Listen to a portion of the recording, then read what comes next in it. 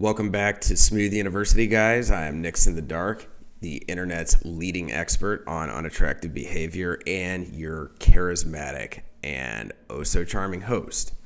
Today, another in our What Women Value series, Height, Part 1 of 2. Height is an objective measure. You know it, I know it, she knows it. She prefers and desires a man who is taller than a man who is short. Why is this? I refer to it as a basic female physical protection algorithm. All else being equal, when it comes to the features of the men she's considering, she will desire the man who has the advantage in a confrontation. Height is a key determinant in who is going to win in a fight, especially all else being equal. And if you don't have any other indicators before you and you're only comparing on these objective measurements and you see one clear difference, 5 inches of reach on that tail of the tape, yes, you prefer that man over the short guy. Now, the internet loves height to such an absurd degree that it's almost incomprehensible. 2 key expressions of this. First, social media.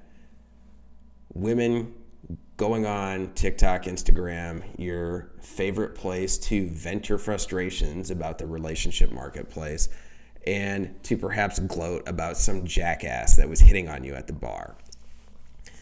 If you didn't like the guy for whatever reason, you may throw out whatever insults are available to you. And if the guy didn't happen to be that tall, and by the way, even if he was, she may trot out how this dude was short. There's nobody there to object. There's nobody there to say, yeah, but.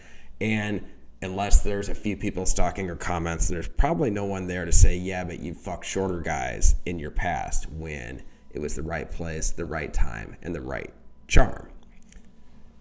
Second, dating apps.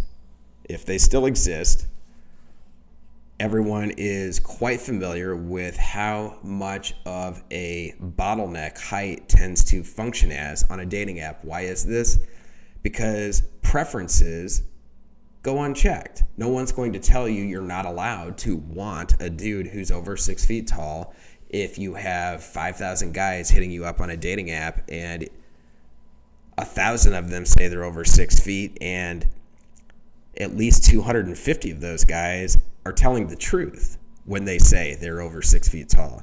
You have an abundance of options. You have this one firm, objective preference, and you're going to go with it, and no one's going to say, are you sure you wouldn't like to talk to this dude who's 5'9"? Why would I? I've got 1,000 dudes who are 6 foot to go through today, let alone in the near future. But what is it like in real life? Is this an accurate representation of how height is viewed in reality? I argue that the terminally online tend to have a very, very skewed view of how height is valued in the real dating marketplace. Think about your own experiences navigating the world. How often have you found that when you are encountering another man in the wild that you are specifically intimidated by him because he is tall?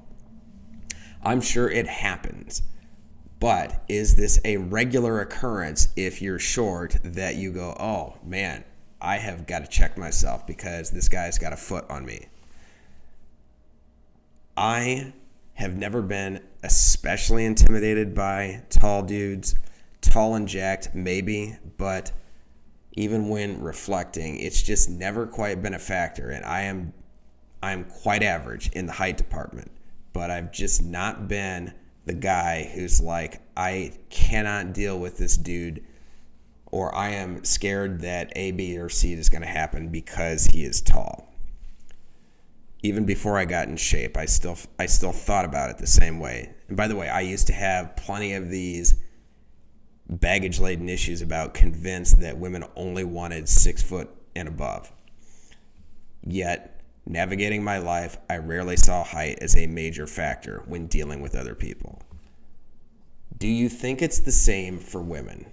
I don't think it's entirely the same, but I strongly suspect that when women are dealing with people, dealing with men as they go through life, height in the most objective tape measure sense is not this constant factor that they are referring to when dealing with the man in front of them. I'm going to conclude by stating a rule of attraction. This is going to be an important rule for navigating all sorts of situations with women, and it applies quite pronounced in the height department. Here's the rule. When a woman loses attraction for a man, all of his impressive attributes will suddenly reverse or they will become liabilities. I'll repeat that. When a woman loses attraction for a man, all of his impressive attributes will suddenly reverse or they will become liabilities. Examples. When she was into this guy, his dick was huge. Now that she's over him, it's tiny. In fact, this dude, she used to love the fact that he was tall. Now he's too tall. Or actually, he was never that tall to begin with. Does this sound a little familiar? It is, in fact, something for you to keep in the back of your mind when considering the way height factors into all sorts of interactions in the sexual marketplace.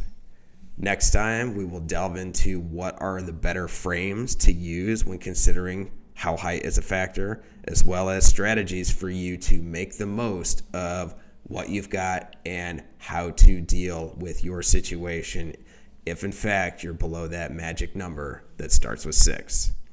Thanks for listening. Like, subscribe, and follow U of Smooth for more content.